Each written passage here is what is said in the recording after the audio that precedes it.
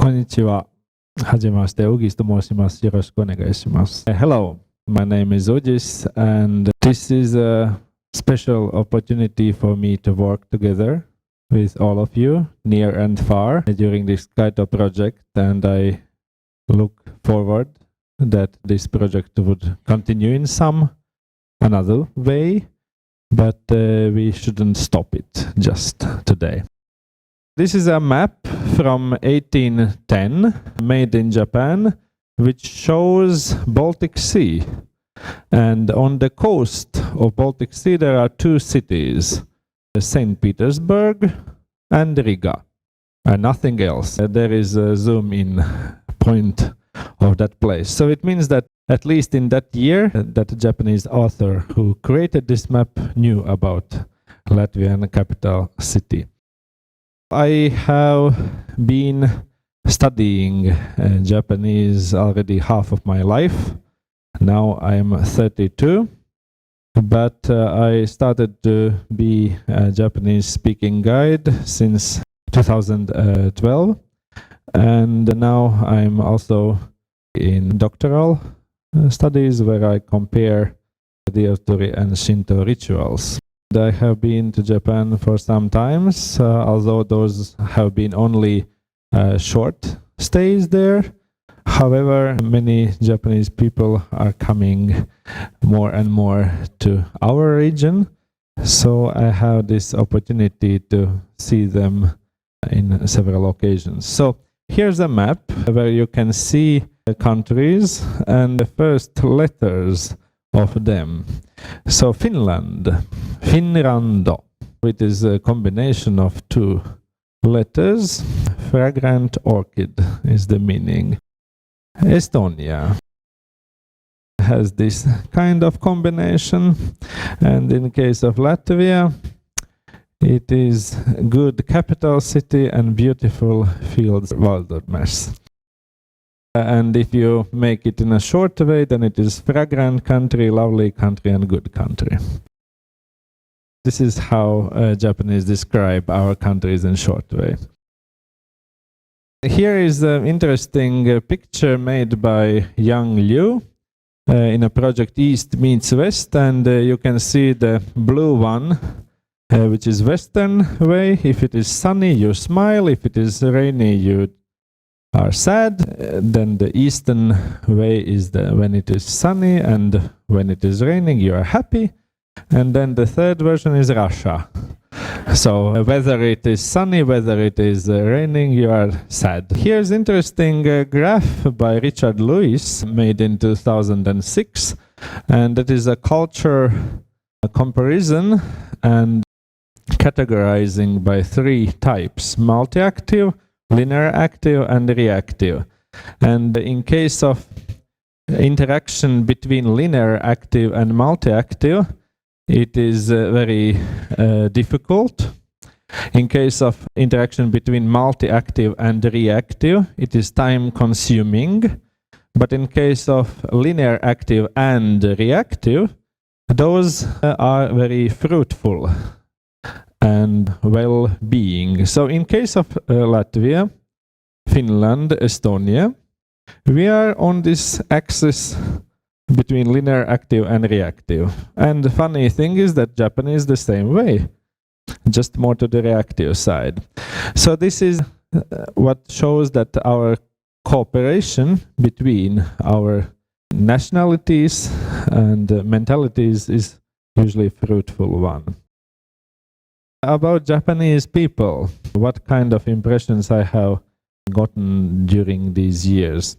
So the first thing is that punctuality from the host side. However, they will appreciate flexibility towards guests. For example, you have to be in that place, you have to arrive there on that time. But if the guests have interesting adventure in that very place, you shouldn't just pick them away and just head to the next one. You should give them some time to enjoy the place. Then Japanese appreciate hospitality. They keep orderliness and sequence of rituals. So when you meet Japanese business partners. The first thing could be exchange of business cards. Never say no. Please consider options first. If you say no, then you don't show your cooperative spirit. Then Japanese like to observe what's happening. They use implicit language, and let's say you have two options. One gift is used for several generations, and it is a really cherished teapot. And then there is another one which is brand new made one.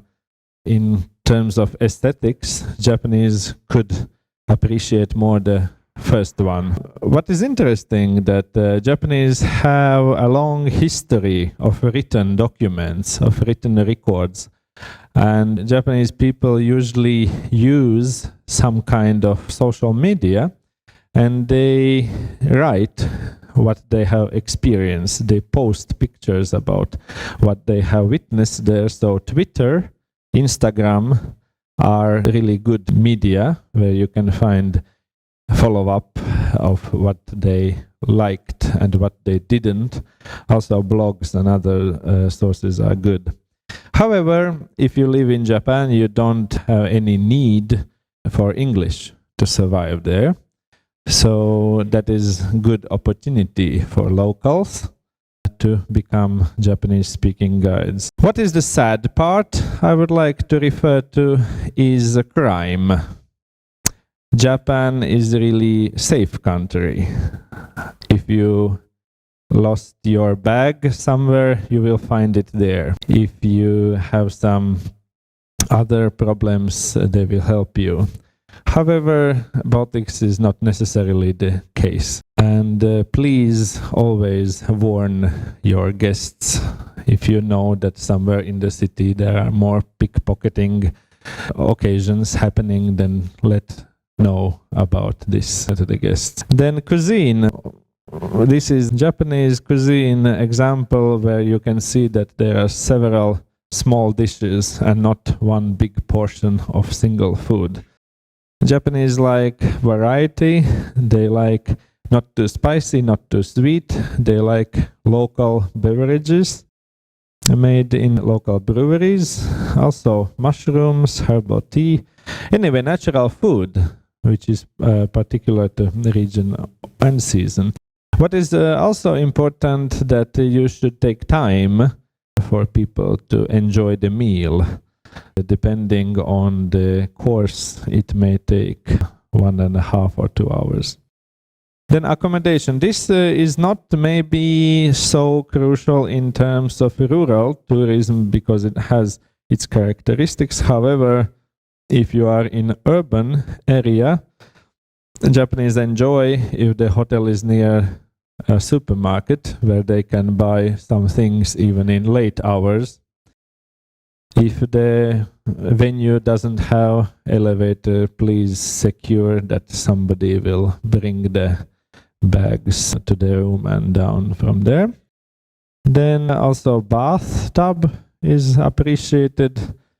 And when there is a large group and every single person has to fill all documents to check in, it takes so much time. So if it is possible, you could do that in advance to make the check-in process faster.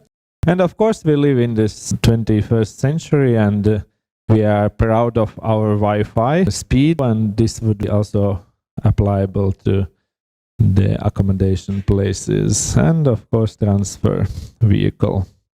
And nowadays we have several allergies and it is important to check that in advance, otherwise you will prepare really tasty food, but guests wouldn't be able to taste that. Then water bottles, postcards and stamps. This year in Osaka, when there was a JATA Expo, we enjoyed large interest for the postcards. Many Japanese enjoyed the opportunity to send a postcard as it would be sent from Latvia to their friends, but they did the postcard filling in Osaka.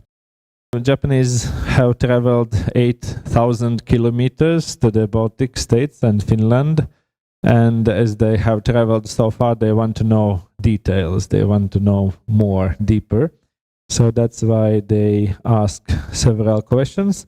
And as Noto-san said before, this sauna ambassadors who tell about that for others, Latvia is also the same thing, that each person who have visited Latvia, they also become in a way ambassador, and they can share this knowledge via photography and other means. But what is the most important thing, what I have noticed, is the extra time for everything. Because transfer, as I mentioned before, Japanese like to spend more time in that particular destination. So you have to make different timetable, which adds extra time for travel, even though you know that distance takes only half an hour. Put more time because you will exit the previous destination later, most rather. Then also interpretation. If the local guide speaks Japanese, then it's out of the question, but if the local guide speaks another language, it should be interpreted into a way that Japanese can understand, so it's twice more time. And souvenir shopping, additional toilet stops at destinations are also must. For example, if you have a transfer from one city to another, you have to check in advance where are the places where are more toilet options in one venue, where you can stop not only one, and then there is a queue of 50 persons. Then impressions on Latvian culture. Latvians like rituals, as I said before, and if we think about that we travel to some distant country, most likely we will not go to McDonald's or drink Coke as the local representative. Most likely we will try to find something that is really particular to that place. And if we take off all the things that have flown into our culture, then that what is left there is the culture we have developed ourselves in our land.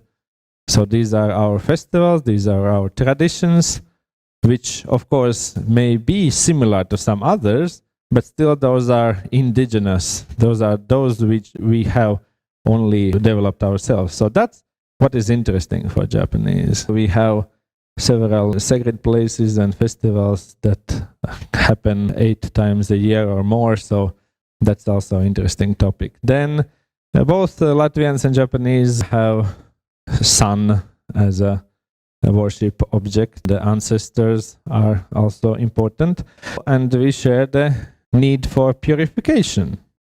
In case of Japan, it is onsen, hot springs. In case of Finland, Estonia, it is sauna. In Latvia, we call it pirt. So this is what we can understand without means of language. Of course, also some of you mentioned the experience tourism, and that also include folk games, handicrafts and cuisine workshops, mushrooming, and etc.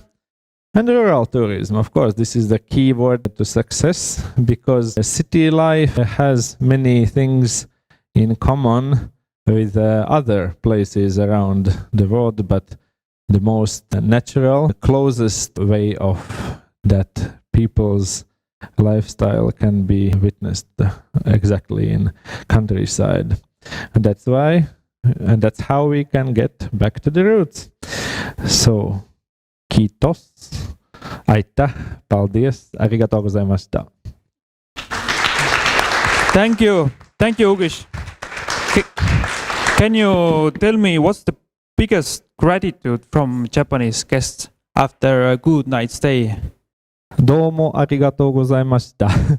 Well, I think that as for guide, the biggest gratitude is that each person who has enjoyed something in our countries, that they faithfully try to convince their friends that these are places worth visiting.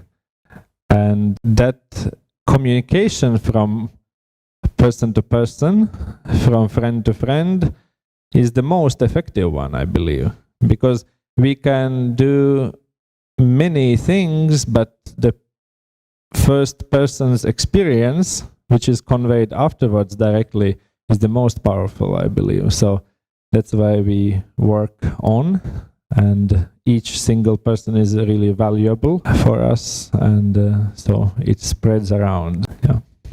Thank you and good luck to you. Uģis, Nastevičs.